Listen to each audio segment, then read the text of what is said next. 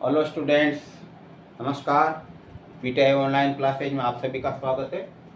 और आज अपना जो टॉपिक है वह है हल प्रश्न पत्र, यानी पीटीआई एग्ज़ाम 2021 में जो हुआ था उसमें एनाटॉमी, किन्सोलॉजी और स्पोर्ट मेडिसिन के किस प्रकार के क्वेश्चन आते हैं। इसमें आपको ये पता नहीं लगेगा कि भाई वही क्वेश्चन बताइए, तो आपने कहीं से जैसे गाइड में भी अध्ययन कर रखा होगा कि इसका हल किस प्रकार है, लेकिन इसमें एक ही क्वेश्चन में आपको कई प्रकार की जानकारी उपलब्ध हो जाएगी और इससे ये भी आइडिया हो जाएगा किस प्रकार के क्वेश्चन आते हैं। तो पहला जो क्वेश्चन है वह है अधिक व्यायाम के समय। इसमें देखते हैं नंबर 1, इस टाइप से आया था। आप भी अपनी IQ लेवल चेक करना, इसका उत्तर क्या होगा मेरे लिखने से पहले। अधिक व्यायाम के दौरान थकान होने का मुख्य कारण है। अधिक व्यायाम के दौरान, अधिक व्यायाम के दौरान थकान होने का मुख्य कारण है। तो ऑप्शन में आया था यहाँ पर, जैसे ए में ग्लाइकोजन का टूटना, ग्लाइकोजन का टूटना, ग्लाइकोजन का टूटना। नंबर बी में था CO2 यानी कार्बन डाइऑक्साइड, ऑक्सीजन ऋण, ऑक्सीजन ऋण। और डी में लैक्टिक एसिड का बनना। तो इसमें कौन सा राइट होगा? बहुत को तो पता लग गया होगा।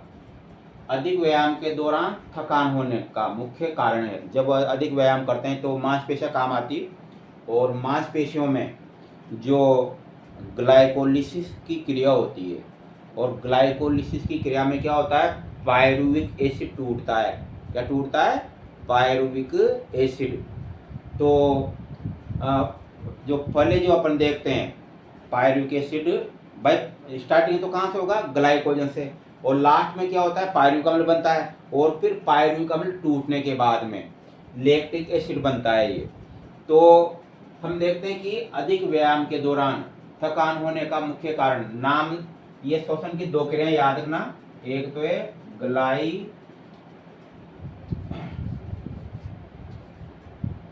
Glycolysis,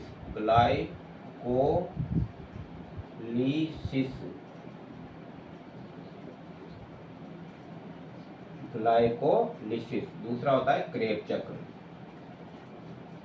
Krebs cycle. ये तो इसमें तो क्या होता है, नाम ही बता रहा हूं ना, ग्लाइकोलिसिस अर्थात ग्लूकोज ये टूट करके क्या बनाता है? लास्ट अंतिम उत्पाद बनता है पायरुविक एसिड, पायरुविक एसिड बनता है, पायरुविक एसिड बनता है। और ये पायरुविक एसिड जो होता है ये आगे जाकर के इसमें क्रेब्स चक्र में प्रवेश करता है ये।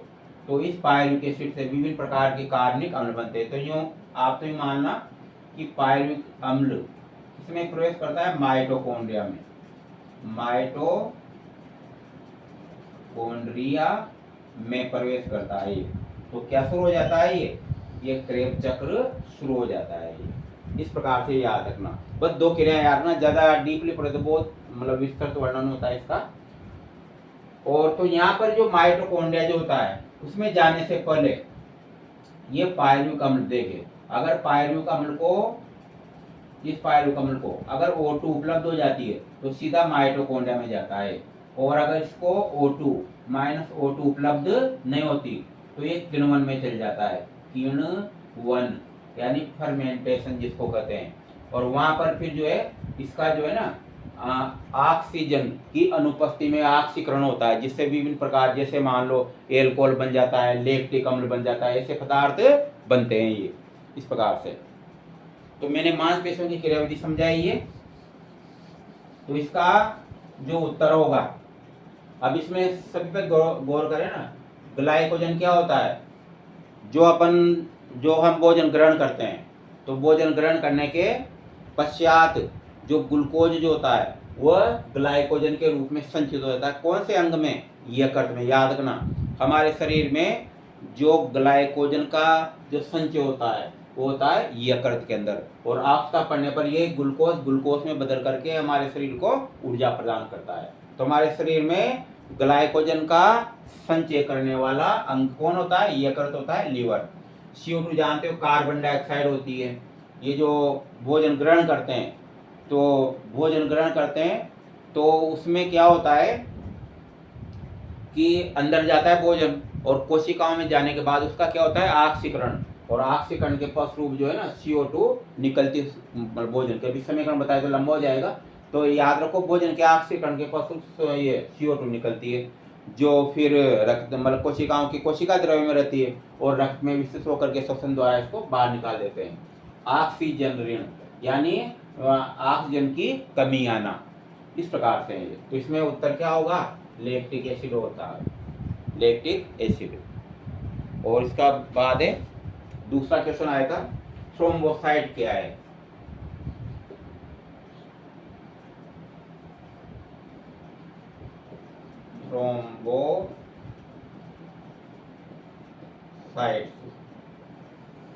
थ्रोम्बोसाइट्स क्या है? इसमें देखते हैं, पहला लाल रक्त कणिकाएं, लाल रक्त कणिकाएं, लाल रक्त कणिकाएं। दूसरा है श्वेत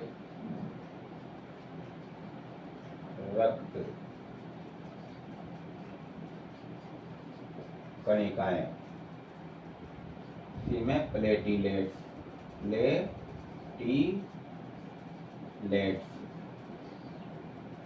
और डी में प्लाज्मा,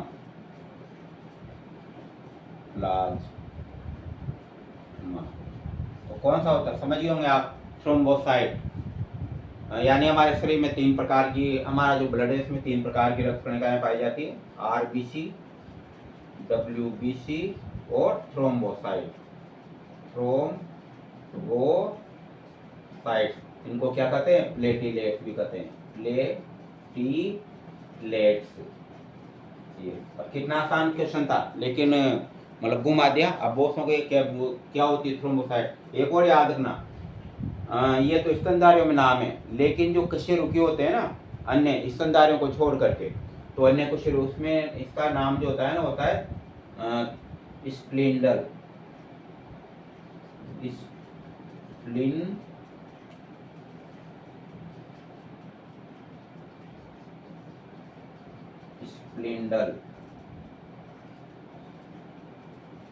स्प्लिंडर रक्त कणिकाएं भी कहा जाता है, स्प्लिंडर सेल भी कहते हैं, यानी ये तर्कनुमा होती है, तो इसका ये नाम होता है। इसे इनके नाम भी और अन्य, जैसा इसका थ्रोम्बोसाइट का क्वेश्चन बना प्लेटिलेट के ऊपर, तो इसको क्या कहते हैं? एरिथ्रोसाइट भी बोलते हैं इसको, एरिथ्रोसाइट भी कहते हैं, अर्थात रक्ताणु भी कहते हैं इनको। इसे नाम आसान होते हैं क्वेश्चन, लेकिन कंफ्यूजन होता है ना, पूरी तैयारी नहीं करते हैं, आधी अधूरी तैयारी करते हैं, तो वो नाम में चक्कर पड़ जाता है। फिर WBC इसको कहते हैं ल्यूकोसाइट,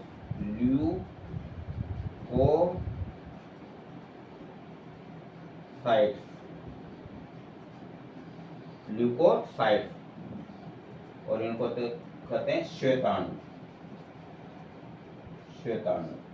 तो इसी प्रकार से का नाम है, ये प्लेटिलेट है, तो इनको बिंबाणु भी कहते हैं, बिंबाणु। ये इसमें कौन सा उत्तर राइट होगा? थ्रोम्बोसाइट क्या है? तो थ्रोम्बोसाइट एक प्रकार की प्लेटिलेट है, यानी कि रक्त कणिकाएं हैं। तो इसका जो है ना प्लेटिलेट आंसर होगा इसका।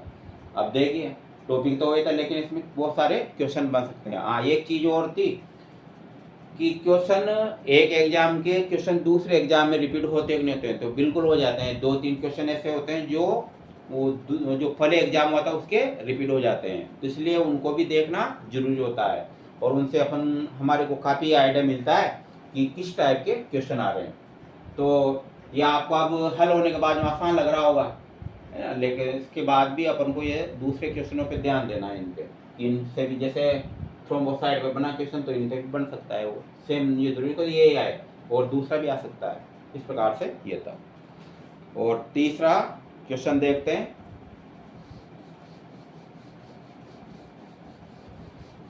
ये वो क्वेश्चन है जो 2021 में जो भी कॉलेज में जो अध्ययन रक्षा आते थे बीपीएड के, तो मैंने उस दौरान उनको 100 क्वेश्चन लिखाए थे और 100 में से जो 20 क्वेश्चन आए थे वो एनाटॉमी की। इसलिए उनका जो है ना उन स्टूडेंट का विश्वास ज़्यादा था, क्योंकि मैंने भी पहले बार उनको ये मतलब नोट करवाए थे।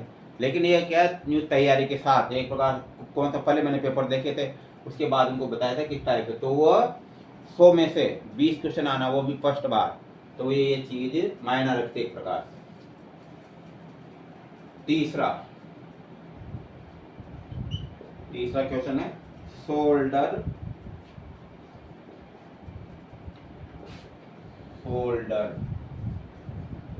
गार्डल में हड्डियां होती है।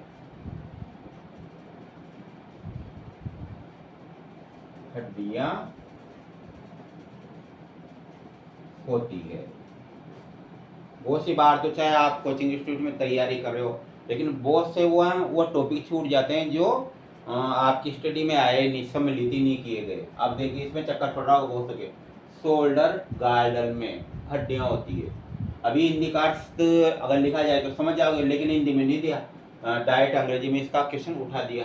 तो ये शोल्डर, अब इसका मतलब समझ गया, शोल्डर का मतलब होता है खंधा होता है ये, है ना। और ये क्या है प्रकार से अंश मेखला है, अंश मेखला, इसका हिंदी का नाम है अंश मेखला।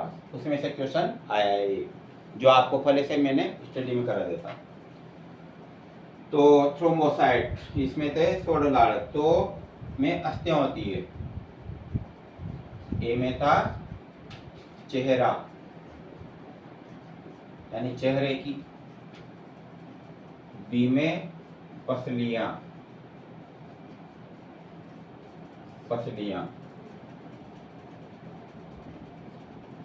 सी में, अब इसमें देखिए इसमें क्वेश्चन लिखा था सेफेनाइड, लेकिन वास्तव में ये होती है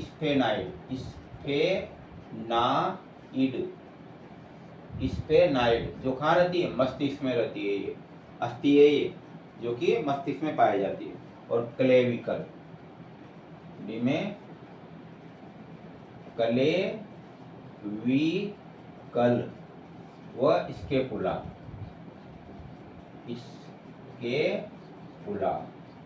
तो अधिकांश तो समझ गए होंगे कि शोल्डर में कौन सी, जिन्होंने ध्यान से पढ़ा था ना। अब ये 1-2-5 सेकंड का अंतराल होता है ना, इसमें आप खुद भी सोचा करो कि आपने तो स्टडी कर ली, लेकिन फिर भी अगर इस टाइप की क्वेश्चन आ जाए तो वहाँ पर कंफ्यूजन तो होगा ऐसा ही फिर। तो शोल्डर गार्डन में अस्थियां होती है अंश मेखला, यानी कि इसका मतलब समझ गए, चेहरे की पसलियां, स्फेनाइड और क्लेविकल। तो कौन सा उत्तर है, क्लेविकल और स्केपुला। क्या होता है देखिए, ये मैंने जब आपको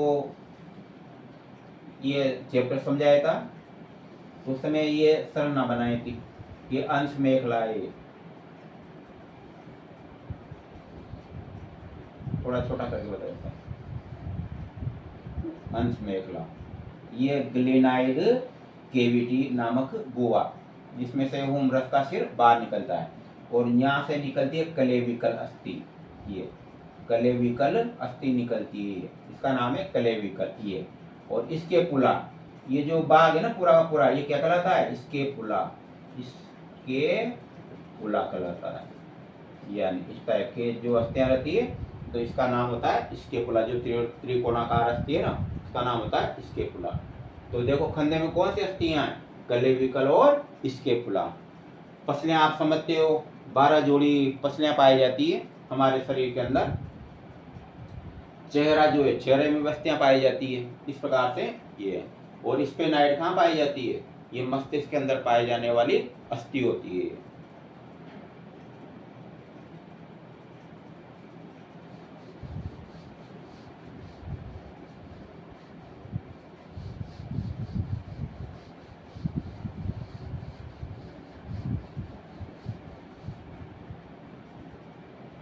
इसके बाद है चौथा क्वेश्चन, किस मांसपेशी को टेलर मांसपेशी भी कहा जाता है।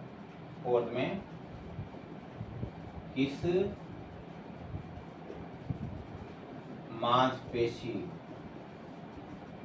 को टेलर मांसपेशी भी कहा जाता है।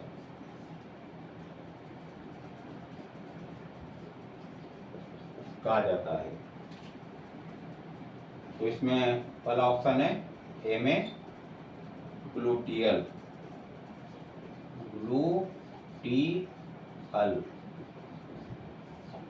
ग्लूटियल क्वाड्रिसेप्स,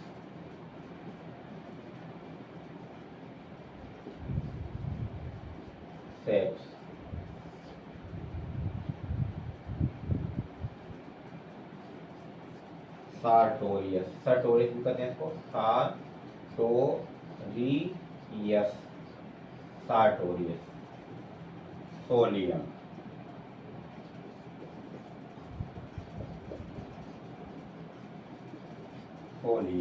तो किस मांसपेशी को, मतलब किस मांसपेशी को टेलर मांसपेशी भी कहा जाता है। अब बताइए इसमें से कौन सा उत्तर सही होगा। अब इसमें अपन देखते हैं, जैसे ये ग्लूटियल, तो ग्लूटियल कहाँ रहती है, जांघ में रहती है, ऊपर की तरफ, यानी जो घुटना से ऊपर की तरफ, जांघ में। ये बता रहे वहां पर नहीं आएगा लिखा है, तो मैं आपको समझा रहा हूँ। उसी टाइप से क्वाड्रिसेप्स घुटने के ऊपर रहती है।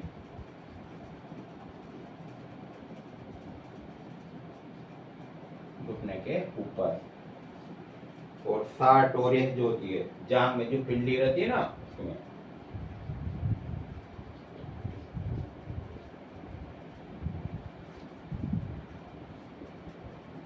ये जांघ में ऊपर है, वो जांघ में नीचे की तरफ है। और सोलियम, ये भी पाँव में रहती है, नीचे की तरफ, जिसको पिंडली कहते हैं अपन, इसमें रहती है, यानी नीचे तक जाती हो। जो नाम है ना सोलियम, यानी सोल किस में रहता है, जूते में। तो ये समझा करो, सोलियम कहाँ है, पाँव में रहेगी, नीचे पिंडली में।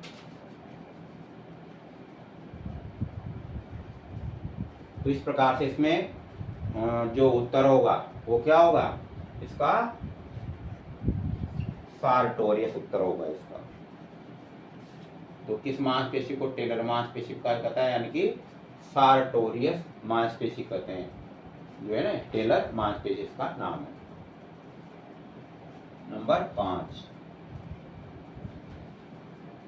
एक स्वस्थ व्यक्ति में WBC की संख्या, एक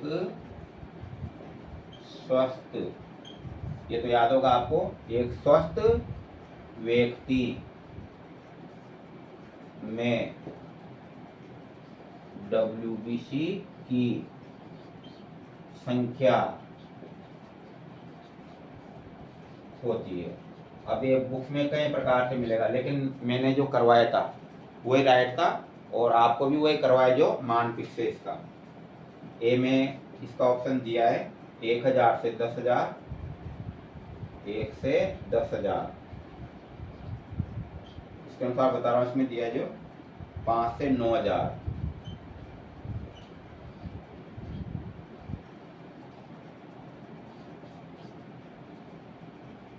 इसमें 6 से 10,000,